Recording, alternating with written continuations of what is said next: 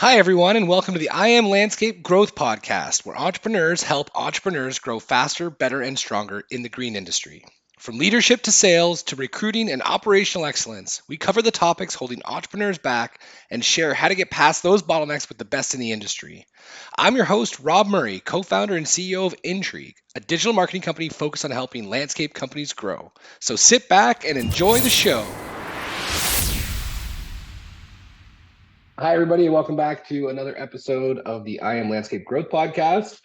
Today, I have an amazing guest, Alan White, President CEO of Turf Systems, also Vice President and Climate Adaptation Chair on and CNLA, so Canadian Nursery and Landscape Association, and more, which we'll discuss. Alan, thanks so much for being on the show. Awesome. It's good to be here, Rob. So, give the audience a bit of a Coles note. It's like, the sense of from the audience perspective to understand who they're speaking to, over the last 10 15 years, whatever it might have been. How'd you end up president CEO of turf systems, and then getting involved on this whole kind of macro level with landscape and turf in the world? I think a big part of it was 33 years ago. I started a landscape management company that specialized in nutrient management, pest control. So the use of pesticides in the urban landscape, and all other things within the landscape that affect its overall plant health. So that's where we started from. It's evolved, and I was kind of at the forefront of the entire environmental conversation back in the late 90s. Early 2000s around environmental impacts of some of our products and services, particularly nutrients and pest control products. So that kind of put us in the forefront, and I had an option to either be quote unquote part of this problem or part of the solution. So I opted for part of the solution. And so what does that mean? Like, how'd you get involved, and what are you up to now? Originally started again as a plant health practitioner. Not really much different than our own health. If things aren't going well, then obviously problems arise, and we need to lean on knowledge, science, and different tools to change the variables. But it all comes back down to plant health. So that's the kind of the cornerstone of where our business was built on, is the plant health side, and helping consumers and commercial contractors, municipalities, government institutions manage landscapes in a built environment, being our cities. And knowing at the forefront how difficult this balance was, but how important this balance is, not just in the landscape profession, but in the health and well-being of our cities. So when a lot of things are being said at public podiums in the newspaper, print, on media, it kind of begged the question. It needed a response. It needed someone to participate in the conversation that had a broader knowledge than just the emotion. So it's evolved over the last 2 decades to now where my position is as the climate adaptation chair for the Canadian Nursery and Landscape Association, participating not just here domestically with Canadian policy around environment and landscapes, but on the international stage as well, through the COP summits and with other partners around the world, from the International Horticulture Producers, the Growers Association based out of the UK, the IGCA based out of South Africa, which is the Garden Center Retail Group internationally, and then landscape contractor associations, whether it's NELP in the United States, ALCA, the European Landscape Contractors Association, or here ourselves with our 9 provincial associations, 3 sector groups at CNLA. So it's all kind of connected. Yeah, that's cool. All right, we'll get into more detail in a minute. Like I mentioned before, the theme of this podcast is around the primary growth constraints holding entrepreneurs back in the green industry. Mm-hmm. So, you've had, quite an experience in the industry. You've seen it from an international perspective. You're, not only with associations, but other companies. So you got a pretty cool perspective and like a broader view than a lot of entrepreneurs. So what do you see as like the main thing holding people back from growing their businesses? The main one that's over and over repeated, not just based on my business or the work that I'm doing on the climate file, but it relates to labor. Labor is, whether you're a grower, retailer, or landscape design, build, maintenance contractor, labor has become a significant issue, not just here in Canada, but around the world, as it relates to landscape management. So that comes down to how can you have the best products and services. If you can't deliver it, it becomes much more difficult. And if you No can't doubt. maintain a passionate workforce, it's difficult. So I think it's not so much, it's a little bit of a holdback, but it's also a key opportunity I see. A lot of the work I'm doing actually has the potential to change the stage of landscape horticulture, not just in the business sense, but I believe more importantly on consumer relevance, political relevance, and ultimately on social relevance, which is what young workers today, the new workforce of tomorrow, it's all about purpose alignment and value systems. And does your business and what you represent align with what their goals and aspirations are as young people coming into the workforce? And I believe landscape has just such a massive impact on uh, urban well-being that goes way beyond how we've traditionally viewed the landscape. Yeah, that's cool. So, I mean, this key challenge, labor, labor, labor. I mean, this is not news. You bringing it up, you're not the first person to have mentioned finding people is difficult. But then you turn around and say, well, this is a huge opportunity for us to, like, the industry itself is positioned well to grab these younger folks that want to find purpose and be part of something bigger than themselves when it comes to their work and the meaning they find in it. Um, with like, have you played that out? Have you seen that working for turf systems? Like, has that been pretty helpful so far? Because you are pretty passionate about this whole thing. It's pretty obvious pretty quickly when you speak to you. So are you seeing that kind of start to pay a little dividends in terms of grabbing really good staff?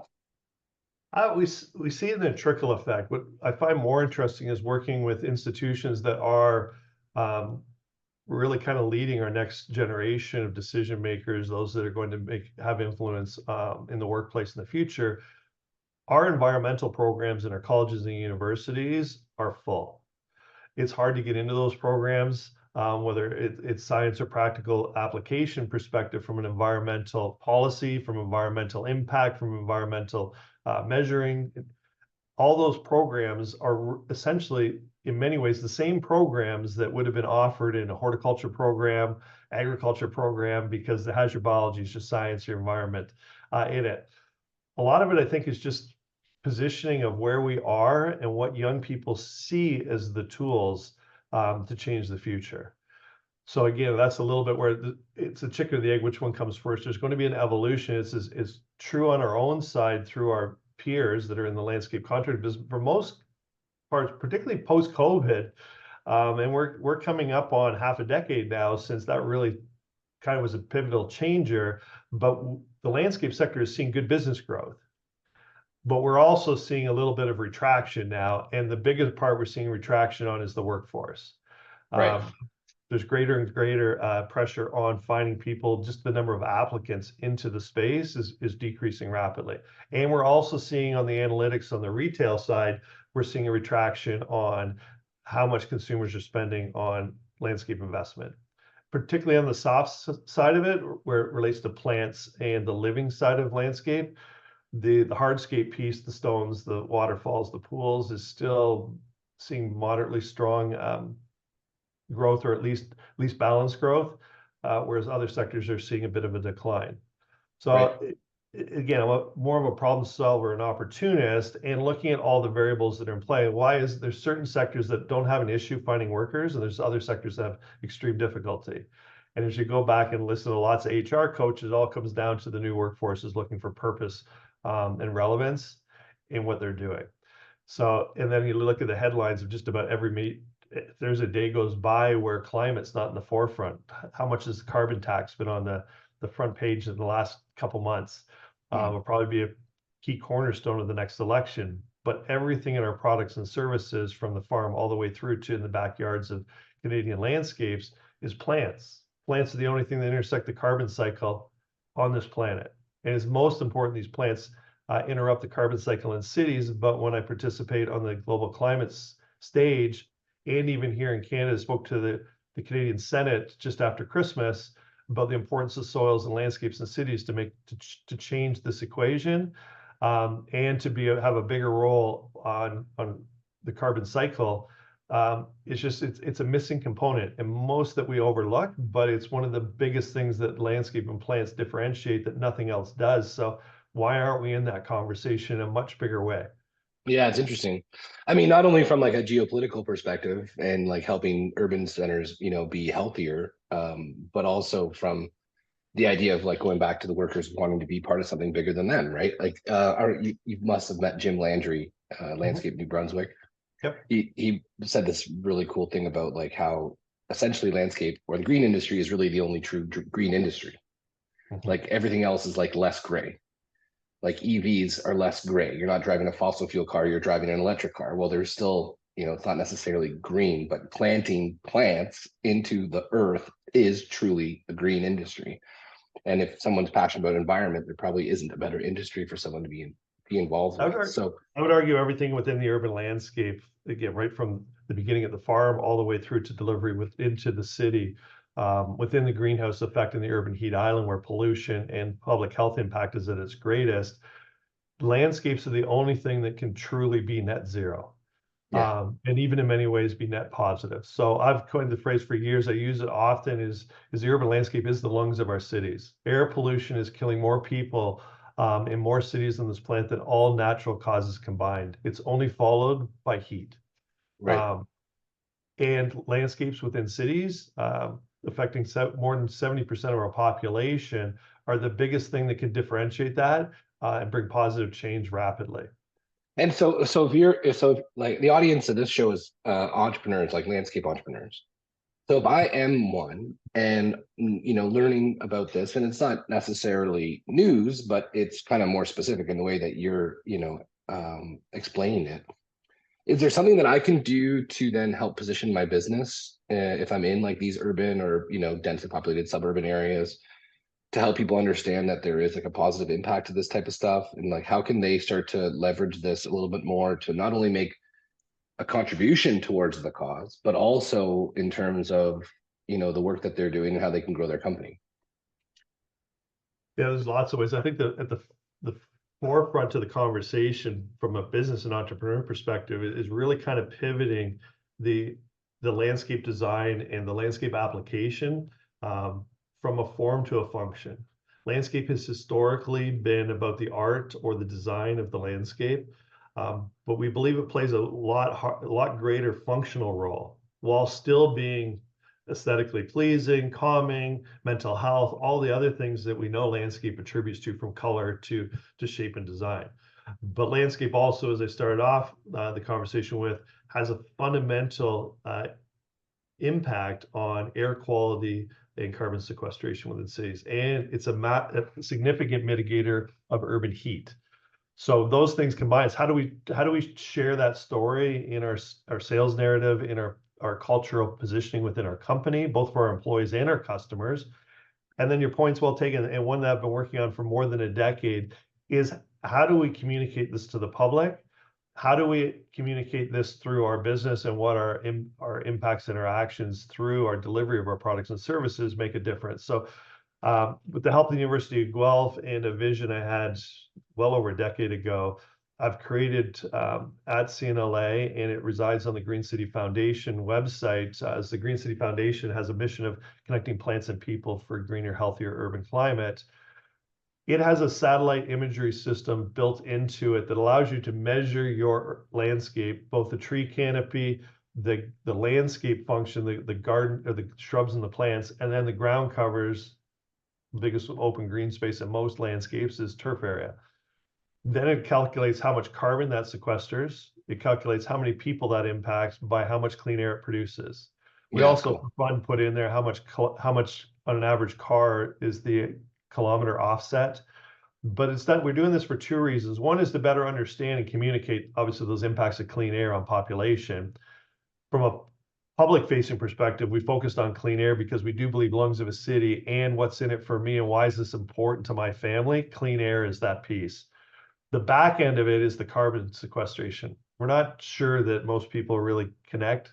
They will be more aware of it if we start taxing it heavily, but what is a ton Right. of carbon? Most people have no idea. Sure. Yeah, But it's nebulous. it's never so. We calculate on the back end, so we are capturing across Canada as this calculator goes live. The goal is to measure every single urban backyard and every open green space within a city, because that data is missing from the national data banks. That data will allow us then to be able to start to look at it around weather patterns, look at it where urban heat island effects, intensity of these weather events are. And we can look at it from a socioeconomic perspective. We can look at it from a health impact. What are the hospital intakes for mental health? What are the hospital intakes for respiratory illness? Are those in areas where you have high population, low green space, high public engagement versus low public engagement? Or close proximity to green space, whether it's trees, open parks, soccer fields, boulevards. So it's kind of a joint communication piece, but with a company, what we're going to build it out to so that for businesses within Canada, they can actually calculate their collective impact in what their daily activities are, so they can really get a sense of how much impact they are having the communities they're working in on a daily basis, on an annual basis. And they can communicate that to their employees and their customers. So that's all in the Green City Foundation. It's in beta testing right now. So the calculator there is functional. We're working with a scientific platform under Esri, ArcGIS International. They do most of the data mapping for regional, provincial, and federal government. And that's where all our census data, decision-making data all resides. So it's not as pretty as maybe people would expect, but at the same time, I think it's going to be highly functional. And we hope I to did it. develop I did it this do more. morning. I Mhm. measured the impact of my property this morning, and I'm offsetting for 8 people, which is great because I've got 5 in my house plus a dog. So we're Yep. contributing to somebody more than just us. Yeah, I mean, that's a huge project that you've taken on with this Green City Foundation and this clean air calculator. Mhm. One of the things that's interesting too, for like, we're working with, dozens, if not hundreds of landscapers on an annual basis. And we're starting to understand that the younger family is definitely more interested in an ecological approach. I dare say sustainable approach, because sustainability is a bit of a weird word and people don't necessarily know what it means, and it gets Yeah. misused and all that kind of stuff. But definitely more natural in like design, like landscape design. There's definitely people looking for gardens that promote pollinators, and more kind of like natural native plants, that type of thing. Um, and a lot of businesses haven't necessarily started to cater to these folks yet. So like, we when we interview customers before they, like clients before they come on, we're like, hey, do you have any of this like natural approach or sustainability or ecological stances in terms of the way that you provide services? And very few people have it or are starting it. Is there anything, like, if I'm a business and I'm like, you know what, maybe we really should start to go down this path, because the next wave of customers looking for landscape design want that. Is there any tips that you can give people, or some things they can consider, or to start down that path? I think that's a double-sided question, because there is an opportunity to be, we call it on the international stage, it's nature-based solutions. Nature-based solutions are founded in nature, in how nature functions and how nature finds its balance. The interesting part of the equation is when you move into cities, especially higher intensity urban environments, where now the balance, and that's part of the reason for the calculators, where's the tipping point? And what we do find is a lot of indigenous or native species don't actually perform well in built environments, because a city like Toronto is nothing like the natural habitat of the city of Toronto before Toronto was there. Right. Not even close. There's a couple flip sides to it. There's an opportunity in here too. So a lot of it's the right plant in the right place. And you have to understand the habitat. It's not as important that the tree was native to Toronto. Is it the tree native to this growing condition? Right. From a temperature or water aspect, of soil compaction, organics, reflective heat, pollution, all these things that happen within a city. Is the plant actually suited for that environment naturally? If it's not, it's going to be under stress. So how do I So figure, part of it's how do I start to conversation. how do I start to learn that as an entrepreneur, to set myself up to position the business so we can help people that way? Well, part of it's to have the stage so we can start to have intelligent conversations about right plant in the right place. So it's not good enough to just follow trends. It's important to lead trends. And we know a lot as professionals about what lives, what doesn't live. Again, my main reason for being in this space is because I've spent my whole life on plant health. So I see the downside to a plant in the wrong place. And in participating on these global conversations around nature-based solutions, And just there's this wall that comes and the conversation kind of stops when we get to cities because landscapes don't do well in cities. So let's stop people from living in natural habitat and let's move the people tighter and let's take up less natural space. Let's protect more of the natural space as the offset. There's a flip side to that argument. Is there the opportunity to put more plants in the city? Can we be smarter, more intelligent? And is there a value to it? Where's the tipping point where a population, like you just said, 8 people in your backyard, so you're on the positive side of that balance, but we Mhm. don't know what that balance is in a city of 2 million. But there's also another piece that we're learning from doing mapping. The city of Toronto actually has an opportunity. It has more physical space than it had before Toronto was a major metropolitan area for plant space and others because we've gone vertically on a Right. massive footprint. So the actual usable footprint is actually increased. By how much, we don't know exactly, but anecdotally, we're figuring probably by at least twofold. Because of So the most of that, walls and the walls, the balconies, the roofs, all the aspects within a city that aren't being utilized. Now, how do we create utilization of those spaces? and What does so it if I'm look an like? entrepreneur, how do I start the learning? Like I appreciate the perspective. It is true what you're talking about. But if Yeah. I want to do it, how do I start? I think the biggest part is to understand the equation, understand the impact and how plants, regardless at where the space is, if you're going to adapt to balconies, then how do you grow plants on balconies? How do you grow plants in containers? And where do you learn about this stuff? Like where do you have some good resources that you could give people an idea to go One, check there's out? lots of online courses. Two, the universities are all pivoting. That's part of our exercise is how in our conversations with academia, how do we move some of our environmental science programs into horticulture space? How do we start having these environmental conversations within the School of Landscape Architecture? How do we have these conversations within the design build world? And even on the nursery and delivery and through things like this, the podcast that you're doing, Landscape Ontario has immense courses. There's Fusion Garden, there's Water Smart or Smart Water courses at Landscape Ontario here if you're in Ontario. But across North America, there's similar things online. I only suspect it's going to get better as, again, the conversation increases and people start to see the opportunities out of having a relevant conversation with what the market is needing.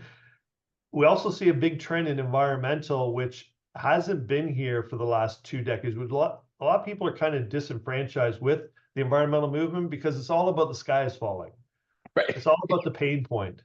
We have a Yeah. real opportunity here to provide hope and solutions that are as big as you want to make them or as small as you want to make them. Right. And It so, but really makes a but one of the significant. things, but one of the things that's really important about our conversation today, and I feel like we need to just get this conversation kind of more poignant. You've got entrepreneurs that are landscapers listening to this. We're not trying to convince them that they need to be part of a smarter conversation. This is not a government audience. And so, what I'm trying to pull out of you to help these folks is if they're interested in starting down this path of, nature-based solutions, right plant, right place, what do they start to do? Like, is there somebody that you think is really good leading the charge on this outside, or do you have any talks coming up? Or like, how does someone get educated? Because as much as we want to infuse this type of thought leadership into landscape architecture, it's not there right now. So as an entrepreneur, am I supposed to wait for kids 10 years from now to go through a program? That doesn't seem like what we want to do. So where do I go? There's got to be some cool spots you know of because you're in the space better than anybody. I, again, it's a new and emerging space. It's every month there's going to be new material, whether it's in this form of a podcast, just information sharing. Get on as many forums that are related to this. The International Federation of Landscape Architects is a pretty forward thinker in this space. I Yeah, that's follow cool. information a lot. There's a few here in doing exactly what you're doing in the podcast space. Um, uh, Nadia Gelly is doing, she does a book on, she has a thing about nature basin cities and Who's urban that? areas. Sorry. Um, I can put it so maybe you can share it on the chat. Nadina, she does a regular column at Landscape Ontario. She's releasing a book coming up, Nature in Our Cities, uh, Nice. coming this summer, and it speaks about this too. Pamela Conrad with the U.S. Society of Landscape Architects is a big leader in the conversation around net zero landscapes. Very And cool. in how to kind of design build, but it's at a pretty high level still. Right. Big landscapes, big urban environments. It's a slow change. And I've so been what's at it? this for years, so I No, I expect know, I know, I it's know. going to accelerate, and there will be more and more information, I would suspect, in the next 3 to 5 years. Like everything, if you want to get involved, there are ways to do it. Reach out to you, reach out to myself, participate with the Green City Foundation, participate at Landscape Ontario or any of the provincial associations across Canada that are part of CNLA. Again, my committee with the climate adaptation folks across Canada has grown substantially in its work and its participation. So it's just it's something that's evolving rapidly. Again, I've only been to 3 COP summits with the UN, and the first one was in Glasgow 3 years ago, and nobody was even talking about plants. Last year in Dubai, it was all about oceans and plants. There wasn't a stage where our products and services weren't the backdrop. There was a stage where we weren't talking about cities and people and nature-based solutions. 3 Awesome. years ago, we weren't talking about it at all. How cool. So then, we're looking at different landscape shows to attend because we're doing speaking, all that kind of stuff. And we see one of the largest ones is going to be in Germany, I think in September, something like that. Are the Indelible. Europeans, are the Europeans like kind of ahead of this a little bit, or is everybody kind of in the same boat trying to figure out what's the best approach? I think the Europeans are probably a little more ahead of it, maybe not so much from a business perspective, except where it was legislated. They have a lot more environmental policy around business in Europe. Right. So there's innovation in that space, but we're seeing a significant social change there. Again, you're dealing with countries and cities with 1, age, 2, significant population intensity. Right. They're also innovative leaders in some of their transportation corridor greening projects, green roof projects, farming practice projects. So it is a little bit progressive, but I don't know if the conversation, it's no further ahead on the global stage as far as how it relates to climate adaptation. I just think it was just progressive policy around environmental Right. protection. But Canada is probably the leader right now at the national and international table and with all of our global partners on climate. We were the first ones to attend climate summit in Glasgow, as I said, and we've now participated in bringing other partners to that stage to strengthen Canada's position. But we're also in a position of leadership because we saw an opportunity 5 years ago to start getting involved in this way, and the learning curve to participate at that level is low. Right. So the fact that we're already there, and that it's always promising when you shake someone's hand and they say, "Who are you and why are you here?" And you kind of look at them and go, "Because we grow the plants and put the plants in every city that's in every window you look out of. That's why we're here." So it's Yeah. good to be talking about our oceans and our natural forests, but what are we doing in the cities where people live? Yeah. And where the most pollution's intense, like the most intense is, Yep. I mean, everything, I think the lungs of um cities are the lungs of like our countries and that kind of thing. Like that's a cool position for people to understand. Like, Well, I'm a big believer if we don't fix our cities and don't give opportunity to 7 billion people on this planet, we can't fix the planet if we don't fix the cities. yeah, And if fixing the cities actually changes the conversation, I don't see how anybody from that grows the plant and designs where these right plants in the right place or installs services and maintains so these plants live their full lifetime, it's all contributes to the well-being of our cities.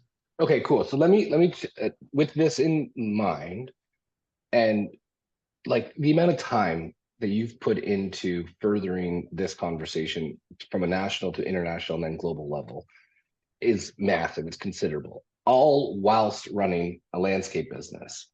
So there's got to be something that you've done to make it so you have the time to go do this type of stuff. Can you share with the audience a little bit of what you've done with your team to make it so that you can step away and start to put your time into something like this? Well, a little bit. Again, I had the luxury of being in business for 33 years. Now that comes with its own negatives in the fact that I have bad habits, but also also good habits that have been learned from it. So this participation and looking at things at the 30, 40, 50,000 foot level as it relates to my business and as it relates to the market that I operate in. So there's always been 2 business models. One is how do you grow your market share wherever you are? Or there's the other way of looking at it. how do you grow the market share versus your piece of it? Right. So part of my passion has been both. And I've taken years to learn how to work on your business, not in it. So how do I get out of the weeds of the day-to-day No pun operation, intended. the week, the month, and just focus on the quarter, the year, and the decade? So So what have you that's what done? this helps do. It helps give me a front. It's the old example of, do you sit at the back of the class or the front of the class? Well, as a kid and nervous and afraid, you sit at the back of the class. Well, you can't win and you can't get ahead at the back. So how do you sit at the front? And if even more important, if you're sitting at the front, how can you be part of the new conversation, not the old conversation, the conversation that hasn't happened yet? So how did you elevate yourself to get to a position where you didn't have to focus on the day to day? Like what kind of decisions do you make in your mind? There, one we hear this all the time. I want to work on my business. I just don't have time. People are stuck in the field. They're, putting out fires, all this type of stuff. So what was one or two of the main things that you did to get yourself out of that, day to day and start focusing on the quarter and the year? A big part of it's state of mind. So taking inventory every day of what am I doing and why am I, if this task is a daily task, why am I doing it? And if I'm doing it, who should be doing it? And then if who should be doing it, have I trained them to do that? Do they Hmm. know that one can do it? Do they know how to do it or should be doing it? So you have to put that person in play. It doesn't just happen. So that's intentional behavior. Easy. Again, our business, I always find it's a little bit easier because we have seasonal shifts. So Right. in these seasonal shifts is a great place to start that versus trying to change the game in the flow of it. Right. Um, so a lot of businesses, a lot of my friends run businesses in completely other segments of the market. They don't have the luxury of these seasonal ups and downs. Right. Sometimes we look at it as our Achilles heel. All of a sudden we're swamped and then we're not swamped. So it takes a bit of discipline, but a good entrepreneur and a good business leader, the reason they are good at it is they manage these fluctuations in time and schedule and in business better than most. Hmm. And they know how to create opportunity. They know how to walk through doors when those doors present themselves. They know how to be competitive. They know how to tell a story. They know how to build their culture. The hardest part is to essentially get out of the way Yeah. and to learn how to, literally, it's a simple, the best book I ever read was The E-Myth by Michael Gerber.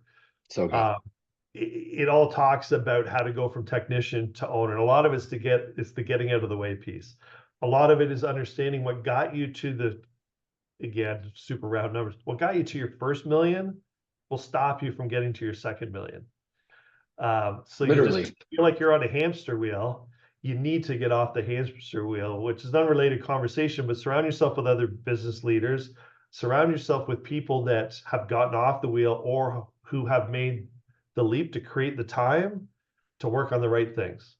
Which is so cool. And that almost segues to the idea of like your involvement in associations, not only from like this climate adaptation perspective and right plants, right place and urban environments, but just in terms of, the success of the business. Can you just share a little bit of like how being part of, local landscape and international or national landscape associations has helped you grow as a leader and the business as a result? Well, I started 25 years ago showing up at one Landscape Ontario turf management sector group meeting, just as a business owner, getting invited to come talk about my story and what I was experiencing from a municipal perspective around the environment and pesticides. That just evolved. I found myself sitting at a table with all my competitors.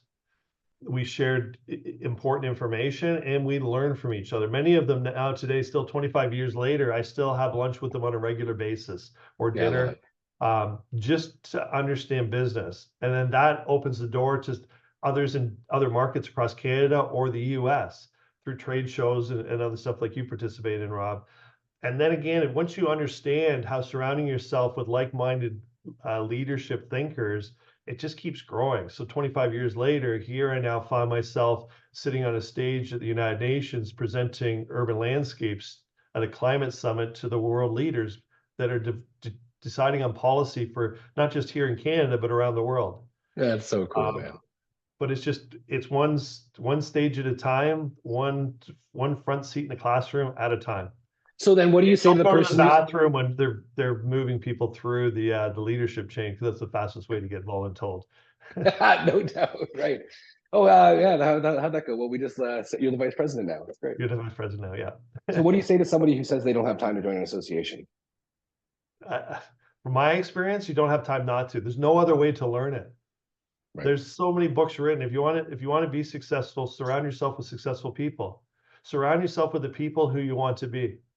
Yeah. Not the people that are behind you, but the people at the end of the day. And again, another great quote is success at the end of the day in leadership is to be sitting at a boardroom table and you're the dumbest guy in the room. You surround yourself with the smartest people. That itself is a learning process. Yeah, that's It's a cool. learning process in your own leadership and your own alpha personality sometimes. It's a learning process in what it means. And you hear so often great leaders are humble. How do you do that and still remain focused on your team? So a lot of the conversations here at Mike come down to, especially the excitement you can imagine I bring when the story comes back as to what our brand and what we represent is on a bigger stage or a headline newspaper. Nothing's more empowering to my team than to see our company name, the place they work for, on a headline somewhere. Yeah, that's cool. So if someone wanted to participate with this stuff, you've got the Green City Foundation. Like, I'm currently what's the the best? chair. So I'm the chair of the Green City Foundation on the executive Project Evergreen in the US. They're both charitable foundations to bring greater understanding of green space to cities and the resources to help those less fortunate green their community. So those are two foundations that participate in Canada and the US. I think you do have a US audience as well. Mhm. Uh, and then here, obviously, at the local level, it's the same across Canada. We are very fortunate in the world. Canada did it right way before my time, and our founders. So all of our provincial association, we're the only place in the world where nationwide all of our associations represent the entire value chain. So growers, retailers, and design, build, maintenance contractors all sit at the same table. So it doesn't matter which province you're in, get involved at your chapter level, which is in Ontario, it's your local business market. At the provincial level, which is pretty easy to do. And then those associations are all structured the exact same way through the Canadian Nursery and Landscape Association as a federation. So all of our provincial associations, if you're a member of them, you're automatically a national member. Yeah, that's cool. And then that breeds up, and you can sit or participate in human resource committee meetings, which gives you a front seat in what's happening in the labor world, from Employment Canada to temporary foreign workers to like all the channels of labor workforce, and what are we doing in our school systems and others to generate opportunities for new people coming into the marketplace, even immigrants. Or you can sit in the government relations committee, you can sit in the market development, you can sit on, there's just so sector groups. And then if somebody wants to get a hold of you, what's the best way to do that? Easiest way is just through any of the associations. I can be found at Landscape Ontario. I can be found at CNLA, the Green City Foundation, Project Evergreen, or my company Turf Systems here in Burlington, Ontario. And my personal email is easy. It's the same as my name and what's on the bottom of the screen here, alan.white@turfsystems.ca. Alan.white@turfsystems.ca. So if you want to send an email and start having the conversation around healthier cities and right plants in the right place, I mean, that's a good place to start. Thank you so much for doing this, Alan. It's amazing. No, it was a pleasure to be here today, Rob. Okay, cheers. Thanks everyone for listening. The I Am Landscape Growth Podcast is brought to you by Intrigue, where passionate marketing meets predictable results for entrepreneurs. Remember to like and subscribe the podcast so you don't miss the next episode. And if you would like to be a guest on the podcast, please visit intriguemedia.com and click on podcasts.